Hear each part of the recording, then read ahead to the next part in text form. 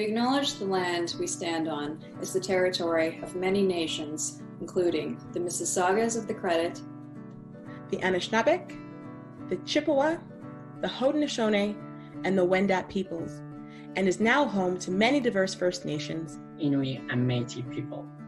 We also acknowledge that Toronto is covered by Treaty 13 with the Mississaugas of the Credit.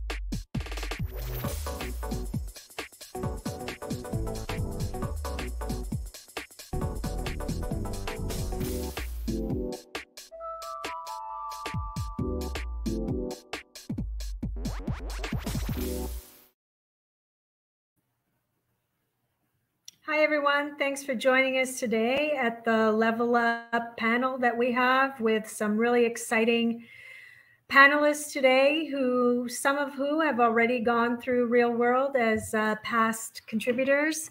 For those of you who don't know, I'm Nataline Rodrigues. I'm the Director of Original Programming at Rogers. I oversee all of the non-sports content. And I also am the Content Advisory Council co-chair for Inclusion and Diversity at Rogers, where it's a priority for us to use our megaphone to amplify diverse voices that are often not heard and seen, and make sure that there are opportunities on and off screen. And so Level Up was a partnership made possible with the incredible support and efforts of a team of Real World and Shaftesbury and Pope Productions, all partners that I work with on a day-to-day basis who supported desire to ensure that we make opportunities available for people on and off screen. And I want to today introduce some of those panelists. I can't see any of them, so apologies. If all I can see is myself, and it's really weird talking to yourself, so apologies for some of the technical issues we're facing here today. But we have an exciting group of people today who went through, applied for the Level Up program. And just to rewind a bit, Level Up was a dream child I had when I was working with our partners at who produce Hudson Rex, Pope Productions in Shaftesbury, who are now into their 4th season producing in St. John's, Newfoundland, and really seeing a real need to ensure that there is inclusion and diversity in the room, on set, and on screen, and seeing that there's a tremendous amount of talent working on the show. I reached out to them and asked, what can you do to help support the next wave of emerging talent across this country who are diverse and have unique voices and perspectives that will only make the show tremendously better. And they were on board, and then reached out to Tanya Lee Williams at Real World, who also was on board to help support with her team, incredible team, many behind the scenes who make Access Real World possible, which is an amazing database of talent. And I told Paul Pope, our executive producer out in St. John's, Newfoundland, about this amazing Access Real World database.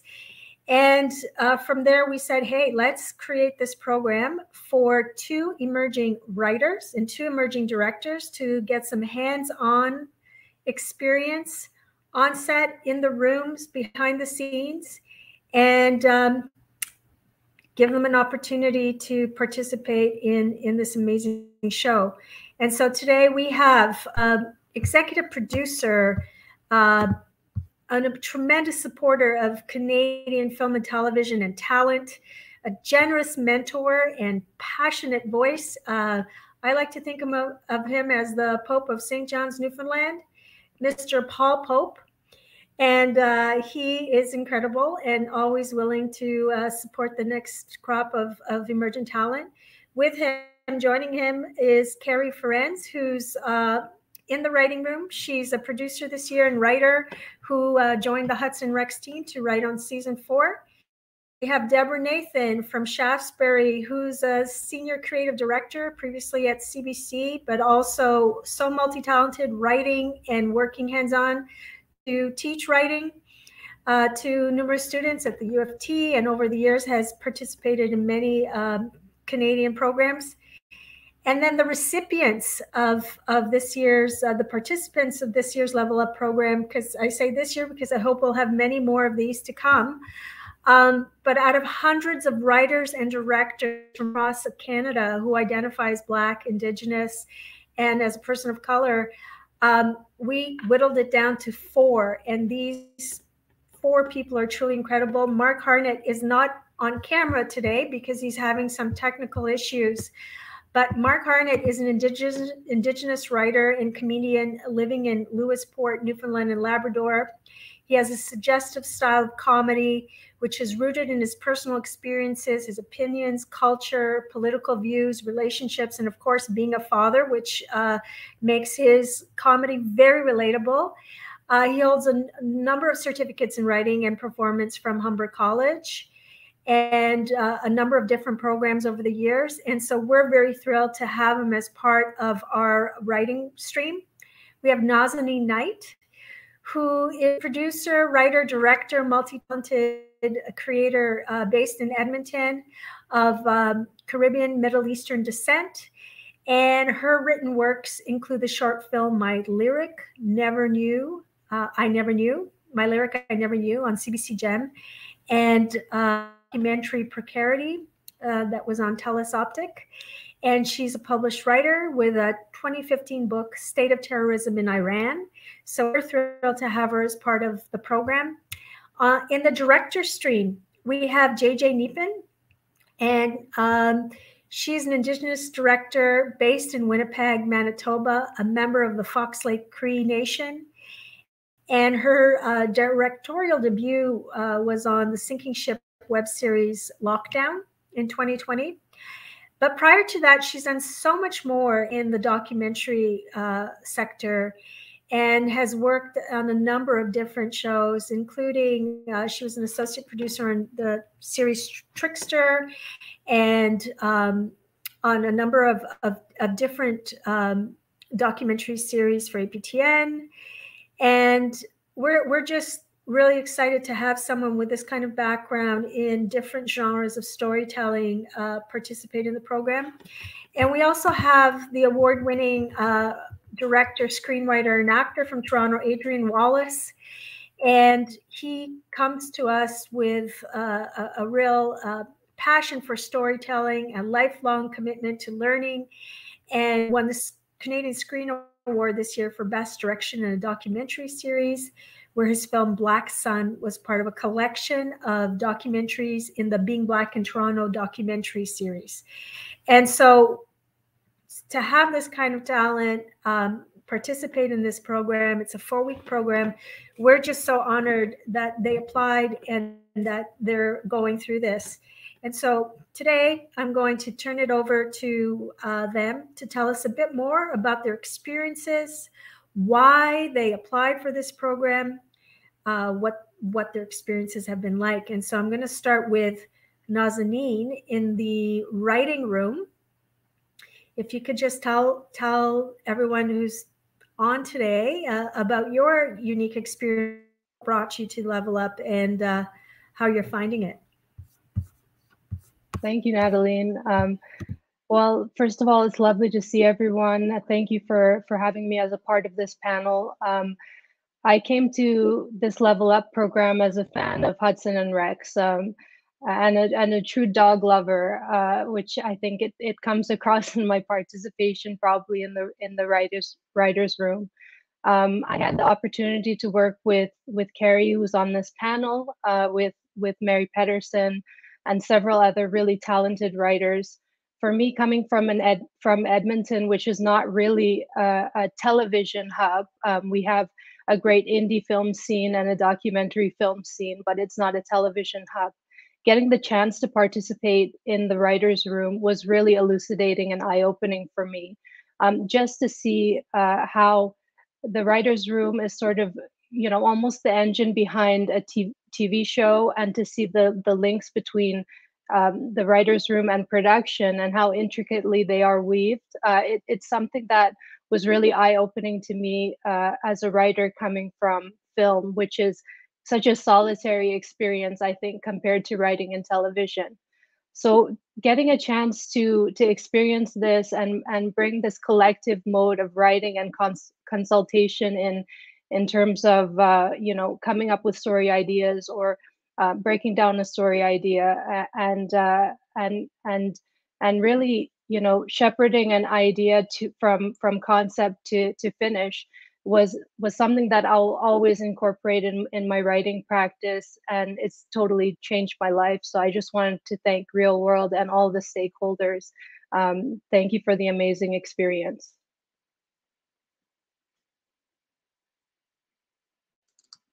Thank you, Nauzanin. And knowing Keri is participating in the program as a mentor, as a writer who's actively writing on the show, and as a woman, it's your first season on the show. What can you say about this experience as both a writer and someone who perhaps didn't have this opportunity? Wow.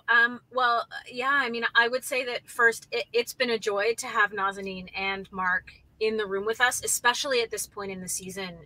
We had broken 14 of 16 episodes, so having new perspectives at that point in the season, invaluable.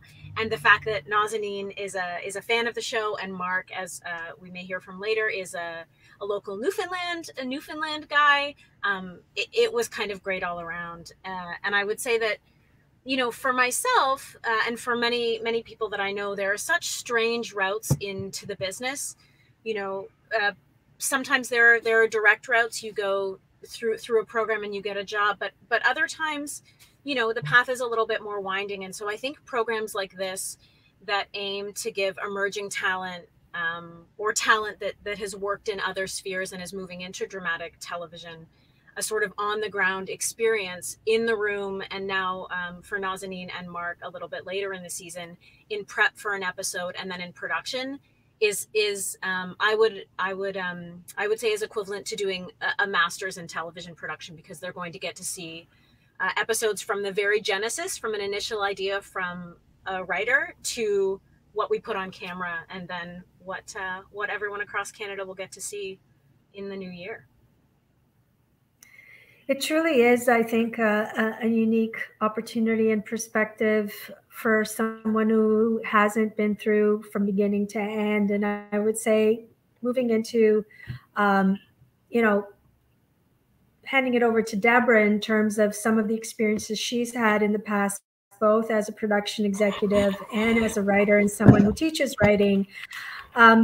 What are some of the key learnings or key observations you have that you can share for someone who may be wanting to participate in this kind of program, or interested in this type of program? Hi, I think it's really important to believe in yourself, and to also present your own original voice and fresh observations. It's something I think we all look for, both in if we're a showrunner or we're a broadcast executive.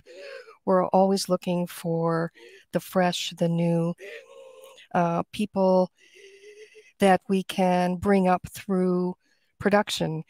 Everyone has to start somewhere. It's great to be able to find these people.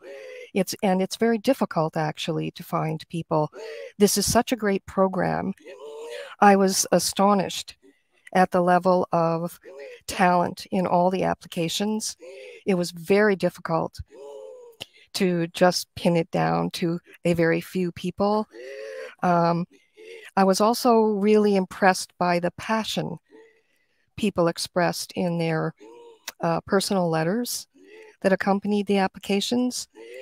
And I would say to everyone, if you really believe in yourself and what you want to communicate, it will happen.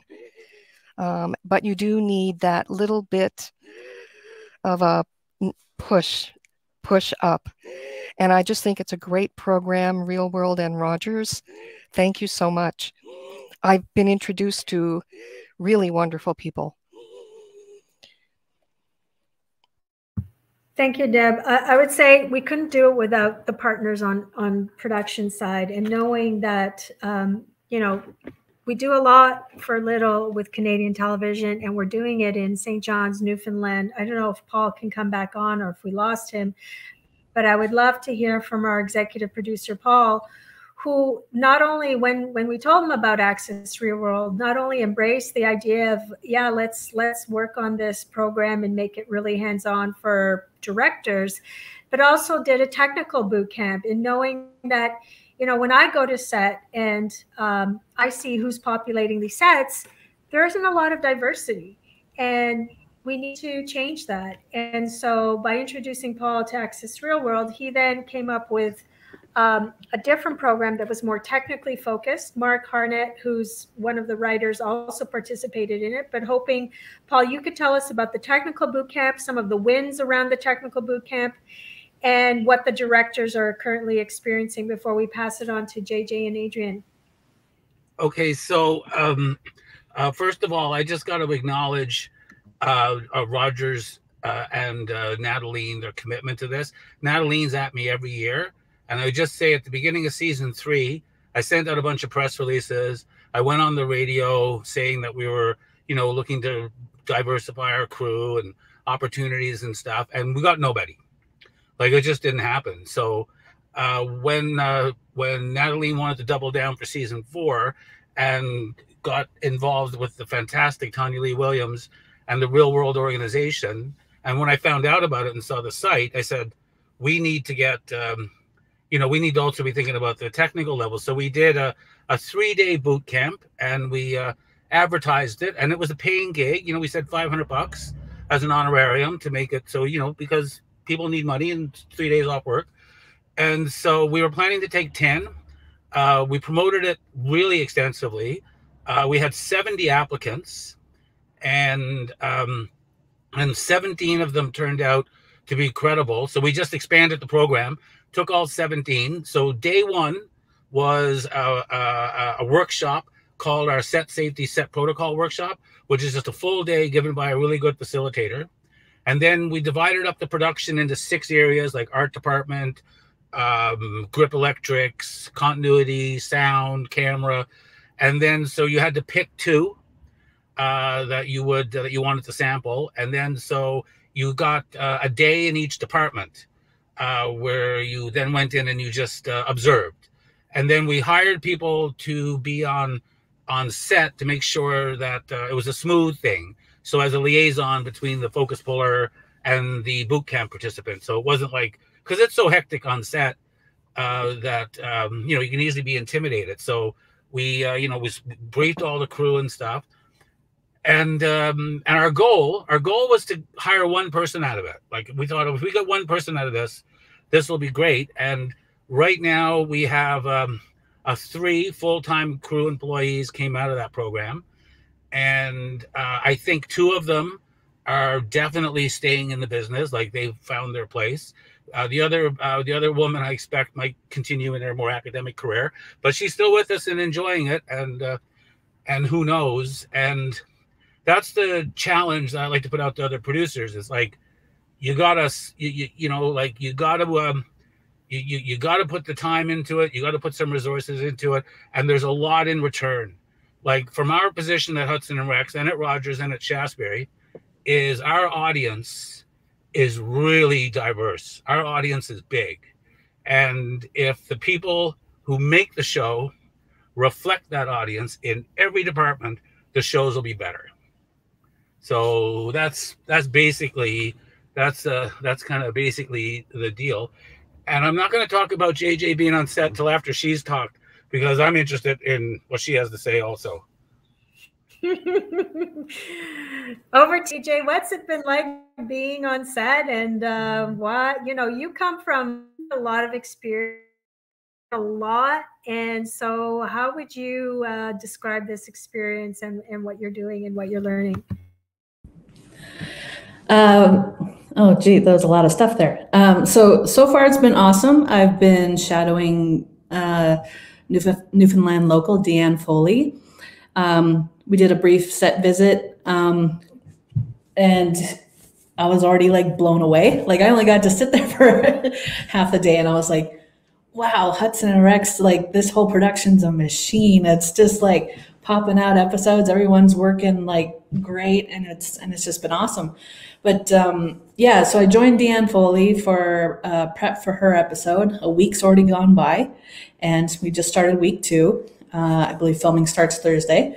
And pardon my grubby appearance, we were on a tech scout looking at everything, and it's lovely weather here in St. John's. And it's just, yeah, like it's been like every show is different that I've ever shadowed on, and this one very different, but that same welcoming vibe. Everyone's, even though everyone's got masks on, you can tell that they're smiling, and everyone's been super helpful, and it's just been awesome so far. And I believe the word I used earlier in a meeting was fascinating by all the stuff that's gotta, all the cogs that's gotta fit together and keep spinning to make the next episode keep going. And it's just, this is why I want to move from documentary to scripted television, is I'm fascinated by just helping the machine go. So just if you could tell me a little bit more about, and for the audience that may be looking either to transition or who's interested, perhaps, they're not sure what genre to enter. What would you say about, your experience of transitioning from doc to drama, and what this experience has perhaps any insights that it's provided you? I would say, first of all, all my training and schooling was to actually go into scripted film first. But then I took a program with the National Screen Institute in Winnipeg about documentary. So documentary just kind of happened. And then ever since then, the work just kind of kept going by word of mouth. So I kind of fell into documentary by accident. And I love meeting the people and the stories, and all that is just as applicable to scripted. So while doing documentary, I was still writing my own stuff. I was still meeting with people, trying to do more scripted stuff, work on short films and all that. And that's basically what I've been doing, is just keep working, keep doing it. Because eventually, I'd say half the jobs I ever get is by word of mouth. Someone says, oh, I'll hook you up with JJ. JJ will do, and that's the business, is networking and talking. So. Thank you, JJ. I'm going to turn it over to Adrian, because you also have had a lot of different experiences, and, sometimes creators get caught in the still emerging. At what point do you emerge and are in full bloom? And what would you say, brought you to this program, and what you're looking for from it? Yeah, great point, Nataline. Well, kind of like JJ, I've kind of been adamant about just keeping my hands busy in different mediums. I went to school for production in scripted form, narrative, and somehow I've been offered opportunities to do things in documentary, where I won the Canadian Screen Award. But I never really looked at myself as a documentary storyteller. But I really do appreciate the art in capturing real life and real people, because I feel like they are the inspiration for everything scripted that we produce anyways. But first of all, let me just say I'm very grateful to Rogers Sports and Media, Real World, Pope Productions, and Shaftesbury for selecting me out of probably what was a very competitive and talented application list. Very grateful to be here. Obviously, you guys know I can't speak to my experience in the Level Up program yet, because mine is set for later this November. But I could speak to some of the things like you raised, Natalie, about what I am expecting. But yeah, through my short and rising, career as a filmmaker, I've quickly grasped the essence of always being a student first, especially if I'm going to be respected as a reputable and decorated director. My goal is to never, get complacent at yesterday's goal line. So I'm constantly looking for opportunities that I can advance myself. But yeah, I really believe that the Level Up program will offer such outcomes through its placement opportunity, and I long to learn more about the industry through this very particular Hudson Rex case study, which is an amazing show. Yeah, by taking parts in meetings and having the opportunity to network, to learn about different departments and their responsibility and their contribution to making a final product what it is. Just working under the shadow of an established director and their crew, I think it's just an invaluable experience. This opportunity couldn't come at more at an opportune time to help prepare me. Sorry. And besides that, despite the pandemic, as a Canadian all my life and being born here, I felt like I've been quarantining solely in Ontario my whole life, and I have yet to explore and experience even half of my country's beauty and the other provinces. So this is an opportunity to visit St. John's, Newfoundland as well, and Labrador for the first time, and working on one of a kind show. So thank you again. Thank you, Adrian. I would say, I don't know if anybody else on the panel wants to add anything about, their experiences and just the whole idea of coming at it from, if you can see it, you can be it. And also perhaps, what you think has been a challenge for you in your career in getting to that next level. I don't know if anyone can comment on that. What have been some of those challenges? Go ahead. It's Keri here. Hello. We had to turn off the camera because we're on the side of a highway and the internet is sketchy. We're all sponging off a cell tower, and I'm parked in Josephine's driveway, but she's nice about it. So aside from the obvious glamour of working in film and television, something that I would say is that someone will open a door for you, or you will find a space in a door to step through and enter the industry. But to my experience, that's something that happens again and again and again. It's not always a first step is going to send you all the way to the end of your dreams. I started in the industry. I was on a show that ran for a few years, was canceled, and then I had a fallow period. And I think those moments are just as important as the working experiences, because you learn how to be resilient, you learn how to produce new content, you learn how to network and that sort of thing, and then you're even more grateful when the next opportunity comes along. Thanks for that important reminder, Keri, about the whole notion of having to go through many doors and looking for those opportunities, and that it's a journey. It's not just a one and done. It's a journey, and you try to take as much you can from those different experiences. I don't know if anybody else wants to speak to that. We were supposed to have Mark on the panel today because he's had the unique experience of being local, but also doing the technical boot camp and now the writing boot camp. And just in terms of his versatility and being a writer who comes from a comedic background, Hudson Rex is definitely a drama, but it's always very important for us to find the levity and the heart and the humor at the core of every interaction. And so we're always looking for, those voices who can bring different perspectives to the table. And that levity was something that we really loved that Mark showed the promise of bringing. He's not on yet. So I think what we're going to do is open it up for questions from the audience. And I would just say that the questions, if you can hold them for longer so that I can take the time to read them.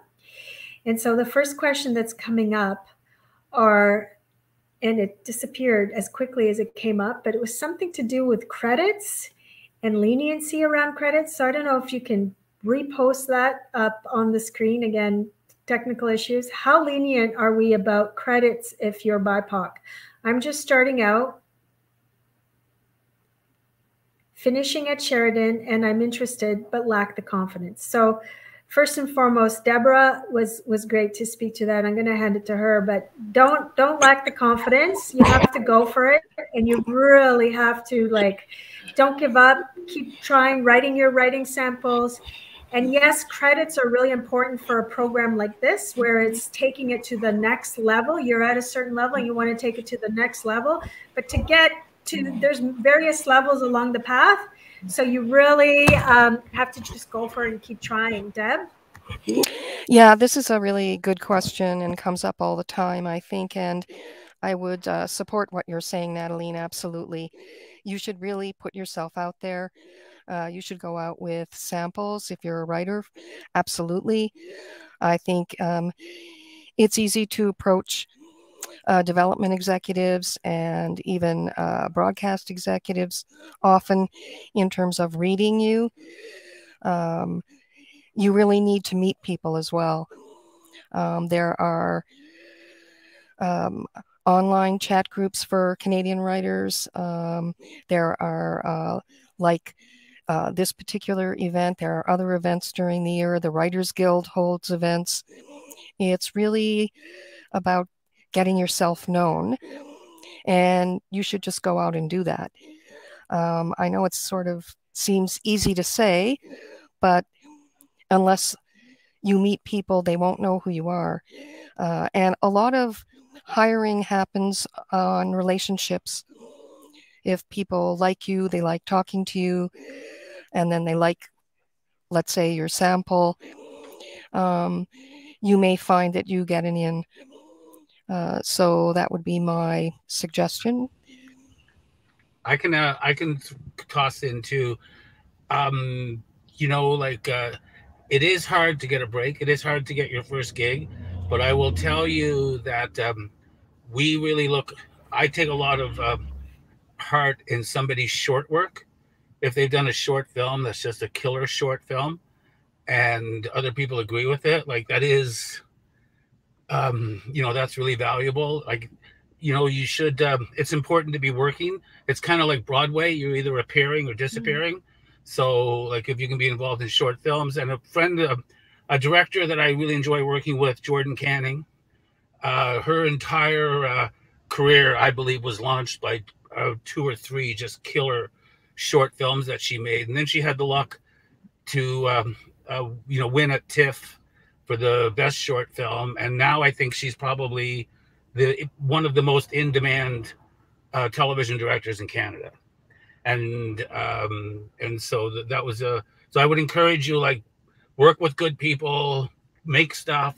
If it's no good, don't show it to people. Like, that's really important, because show it for feedback so that you know. I'm of the other school. Just show it to a few people, but like if it sucks, don't show it. I've got a list of films I don't show, just so you know. But if it's really good, I'm show it, you know, like crazy. So that's one thing. Thank you, Paul. Do we have other questions? What's something new that you learned about working on Hudson and Rex?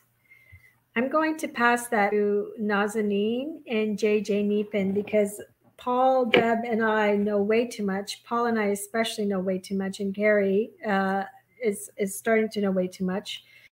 But yeah, what have you learned working on Hudson Rex? Nauzanin and then JJ.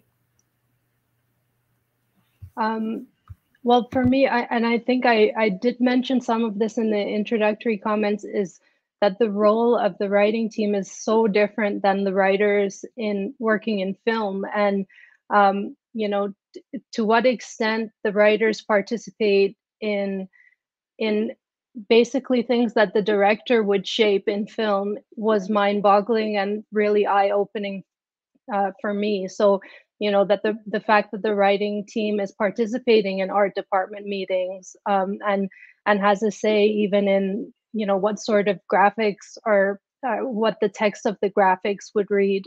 These are things that I wouldn't have even thought about before, you know, joining the writers program of Level Up. So I think, you know, just getting the chance to see to what extent the writing team has its hands in different elements of production and prep was really fascinating to me.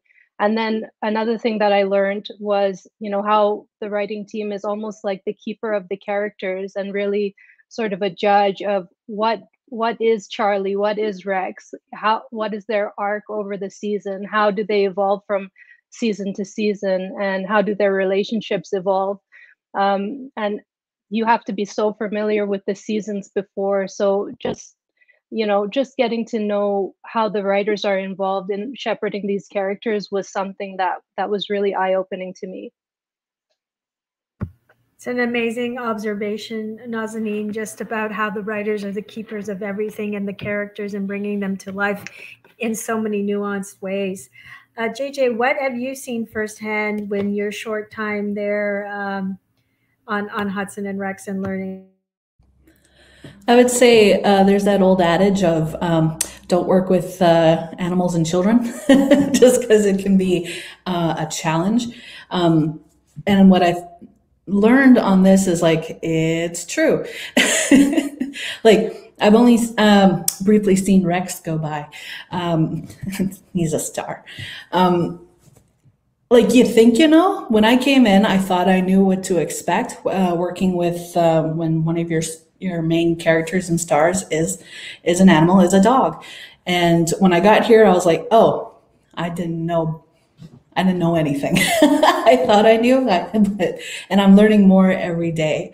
And I'd say the next thing that I learned was there's also this thinking that, decisions are kind of only made with one person or this person. Hudson and Rex is so collaborative, and just everyone's always bringing all these ideas to the table to make this show work and make everything better. And some shows they make one person designated the director or a producer to make all the decisions. But what I love about this show is just a lovely reminder that every show is different, and this one is so collaborative. It's awesome. Thank you for sharing that, JJ. I would say, even for myself, when I, as a commissioning editor, wanted to do this show, and even when I first started getting the dailies and I'd hear this, the dog barking in the background and the trainer in the background, I'm like, oh my God, how are we ever going to cut a scene with all this sound, extra sound happening? So there's all these different layers. And so because there are so many layers and people working together to make it possible, it is important that we collaborate and we communicate and really focus on the team. And it does take a team to also make these programs possible, like Level Up, and going to them and saying, hey, how can we build out this writing room, and how can we build out the directors that we're bringing on board to make this series better. And the fact that the team was like, yeah, let's do it, let's make it happen, is like a real testament to that collaboration. So it's an interesting observation. And the dog, yeah, you'll learn a lot more about that amazing dog and his amazing handler, Sherry Davis, who makes the show possible. Mark, we see you on camera. It's so lovely to have you join us on camera. I don't know if you're going to take your mic off right now.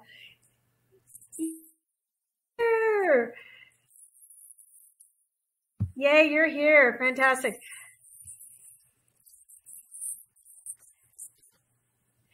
Well, it's over to you to tell us about why you applied for it, what you're hoping to get from it, and what you've experienced so far.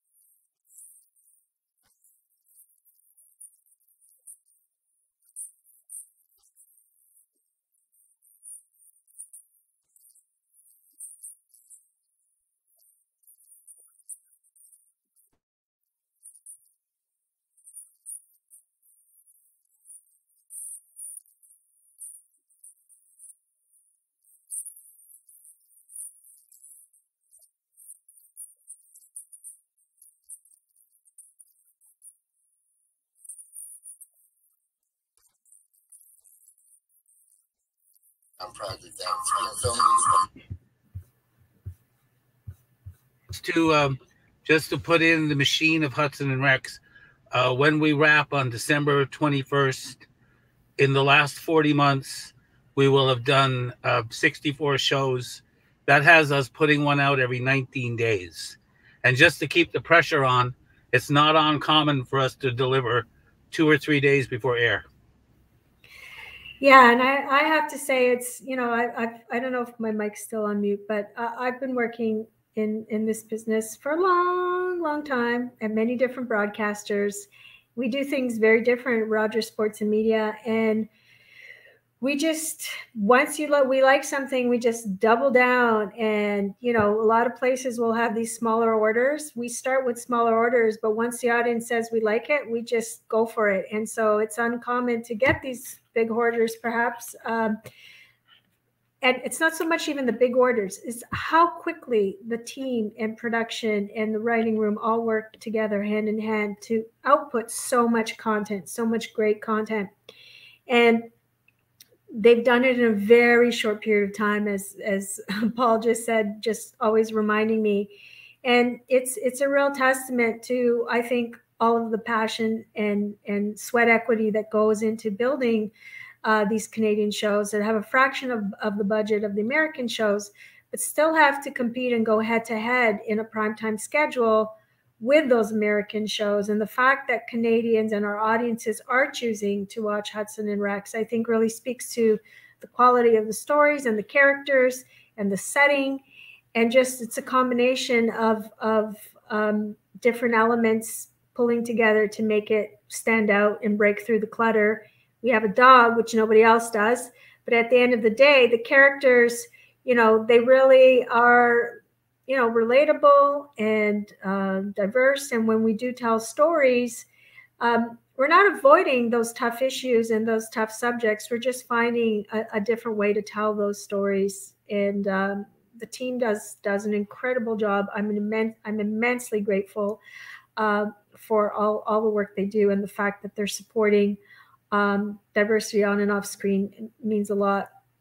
I don't know if there are any other questions from the audience and how we're doing for time. Let me just check here.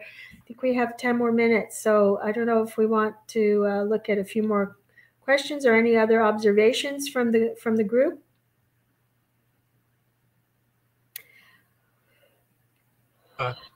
So this was to answer his big effect, what he got from so far. Sorry, can you say that again, Paul? We didn't get to Adrian. He was going to answer what he's kind of learned from the thing, the question that we went around to the three, but we missed him. Oh no, Adrian spoke about what he's looking forward to, because he hasn't been part of it yet, like the actual on the ground training. But is there anything you can talk about, perhaps how to prep for it, or this kind of show? Any other observations that you want to share about how it may be different out in Newfoundland? Yeah, so basically the biggest lesson I've learned is don't wait, do it now. And I irritate people by sending out scripts before they're ready, because just to let you know, we have 7 days to prep a show, and we have to fly the cast in. So we start from outlines, we start from stuff, and I'm getting a text right now that they're behind schedule on set. So there's some glad I'm at this panel and not going down to speak to them, because they technically have 9 minutes left to shoot. So I've just approved 30 minutes more. And this is the main thing I could tell anybody is, like, just get ahead of yourself, because time flies, and be decisive. Because, like, you can find a location that works really well and get greedy and go for one that's probably going to work a tiny bit better, but you lose 3 days of prep on it, and then it turns out not to be as good. It's that balance between, like, you got to decide now, so you got enough time to prep it, so you can get in there and rehearse it and plan it and figure it out. So on that point, Paul, I just want to add to people that may be in the audience watching and are emerging filmmakers or at the early stages of filmmaking. You know, there's never a perfect time to do something or apply for something, it's never going to be a perfect time. And you may wait for when you have a better sample, or you have a better reel, or you have a better opportunity. It's never going to be perfect. The best thing you have in your hand at this moment is the best thing for you to present, and go for it. And then learn from that experience, and then go for it again. And then maybe it'll be better the next one. And don't delay. Like, there's never perfect time. So if it's like, oh, a week from now, that draft may be better. In the meantime, you may have been able to get it to a writer who could have given you some input, or a director to give you some input. So to Paul's point about for production, don't wait. In life, don't wait for those opportunities. Go for them. Go find them. And just whatever you have in your hand, make it your best stuff and learn from it. My other piece of advice is how to handle bad reviews or negative response to your material. And the technique that I developed about 20 years ago, which has gotten me through a lot, because, I mean, believe it or not, I got some bad reviews. There's one, my very first review was Secret Nation, a movie I made, and it said Secret Nation is abysmally directed, poorly written, and acted by members of the St. John's Amateur Theatre Society. And then they got nasty. So if you get a bad review, which you will, the appropriate answer to the critic, if you meet them, is to say, thank you for your notes, and walk away. Do not debate. Do not debate. That saved me. Thank you for your notes, because that's what they are. It's their notes. I'll just add one little thing. That's a really good point, Paul, because everyone processes material through sort of their own experience, and it's usually quite subjective. You could give your script to two different people and they'd have completely different responses. I think you filter notes to help you, and you can decide what notes you think might help you further your project. But Nataline is absolutely correct about not waiting. Get out and meet people. That is probably the most important part of the job, if you will. Yeah, I would actually love to add to that as well. To Nataline and Pope's point about not waiting. I'm probably a testament to that philosophy. You know, fun fact about me as a filmmaker storyteller, I've yet to succeed getting a substantial amount for funding for any project that I've done. Every project I've done to date that's on my resume has either been self-financed, self-produced, or just blessed with just knowing people as a result of having networks like you suggested. You know, just kind of pulling a tribe together and pulling resources and bartering. There's always something you can offer in order to get the product you're looking for. And the best thing we have right now is the present time. So I definitely am a testament to what Paul and Nataline is saying about just doing it now and working with what you have. And, you know, I'm still here amongst all these great filmmakers. So it goes to show that what you have in front of you, the tools that you have at your disposal, could be used for something of value. And, you know, hopefully I'll be lucky to actually get some funding sometime. But yeah, do it right now and just make it work with what you have. I absolutely resonate with that point. And I have 2 cents. I was just going to say, I almost didn't apply for the Level Up program because, in all honesty, I was programmed out. I've taken so many programs. They've you know, they're wonderful. I've met so many great people, but I was like, can I handle one more program? And I thought, well, why not? The worst that happens is I don't get it, and then I don't have to worry about it.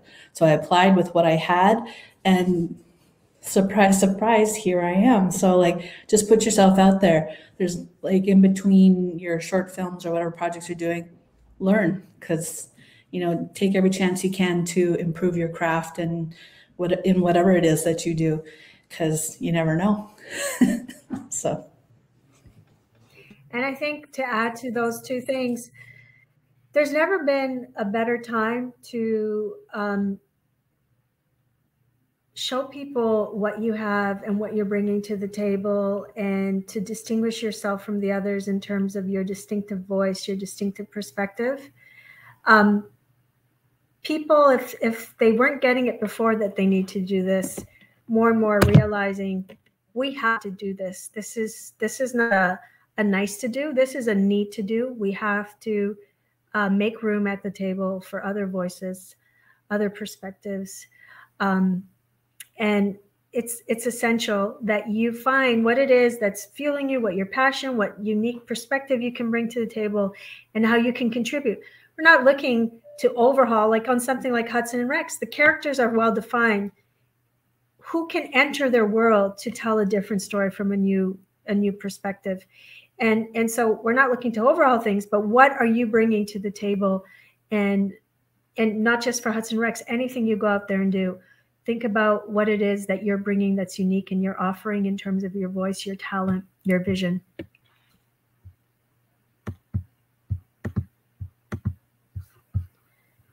Do we have any other questions? Congrats to all the writers and directors and Level Up. Sounds like a great experience. Love the series Hudson Rex. Thank you. Thanks for watching. And I have to say, in terms of the audience, you know, the team here, I'm thrilled that you guys made it through. I'd love to do this again with Shaftesbury and real world support, obviously. And as long as the audience keeps watching, I have to say, it's really hard to break through the clutter, especially in primetime television in Canada, when you're living next door to the United States, where all of the content comes in. And that's what we're competing with in the primetime space, especially in the fall schedule, where it's a lot of the best American news shows with massive gargantuan budgets that we would like die for. We could fund an entire, I don't know, every night of the week schedule with some of their budgets. But, you know, Thursday night's super tough night in Canadian, in television, period. And in Canadian television, the fact that Hudson Rex is able to go head to head with other American shows and get the audiences, get the numbers without the simulcast audiences that American shows get. It's a real testament to, you know, when you do offer something to viewers that's different and taps into something relatable or Canadian or resonates with your audience, people are going to watch.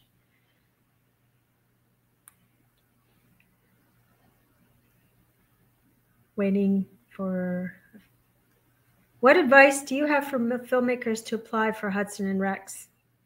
I'm going to give that to Deb and Paul. Be passionate, be clear, and Deb, what do you say? Yeah, I support that. You should just apply and be passionate about what you do and who you are, and apply. I think JJ said the worst that can happen is you're not selected. Well, then you just keep applying, or you look for other opportunities. I would just put yourself out there.